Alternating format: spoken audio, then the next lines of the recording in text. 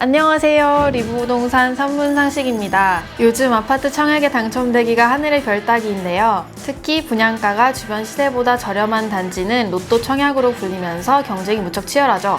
서울과 같은 투기과열지구에서는 청약통장 가입 기간이 24개월 이상 경과한 무주택자에게 1순위 자격이 주어지는데요. 여기서 말하는 무주택자는 정확한 기준이 뭘까요? 집이 있더라도 무주택으로 간주되는 경우가 있는데요. 주택 공급에 관한 규칙 제53조에 명시되어 있습니다. 한번 살펴볼까요?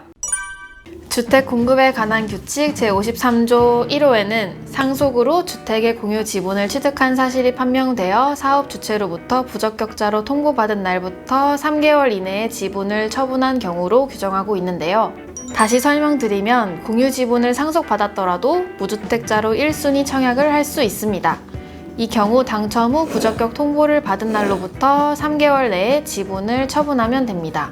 2호는 도시 지역이 아닌 지역 또는 수도권을 제외한 면의 행정구역에 건축된 주택으로서 사용 승인 후 20년 이상 경과된 단독주택, 85제곱미터 이하의 단독주택, 소유자의 가족관계 등록 등에 관한 법률에 따른 최초 등록 기준지에 건축된 직계존속 또는 배우자로부터 상속 등으로 이전받은 단독주택, 이 중 어느 하나에 해당하는 주택의 소유자가 해당 주택 건설 지역에 거주하다가 다른 주택 건설 지역으로 이주한 경우 무주택으로 봅니다. 좀 길죠? 3호와 4호는 개인 사업자 관련된 규정이라 생략하고 5호를 살펴볼게요. 5호에 따르면 20제곱미터 이하의 주택 또는 분양권 등을 소유하고 있는 경우 지분 소유자 모두 주택을 소유하지 않은 것으로 봅니다. 다만 2호 또는 2세대 이상의 주택 또는 분양권을 소유하고 있는 사람은 제외됩니다. 6호에서는 60세 이상의 직계존속이 주택 또는 분양권 등을 소유하고 있는 경우에 무주택으로 본다고 규정하고 있는데요. 이 경우 예외가 있습니다. 공공임대주택, 노부모 특별공급, 분양 전환 공공임대주택 등을 공급받는다면 무주택으로 인정하지 않습니다.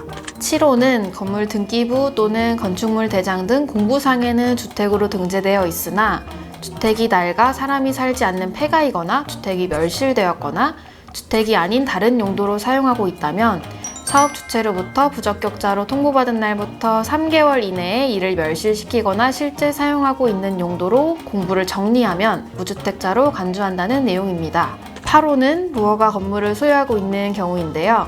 해당 건물이 건축 당시의 법령에 따른 적법한 건물임을 증명하면 무주택으로 볼 수 있습니다. 9호는 아마 해당되는 분들이 꽤 될 것으로 보이는데요.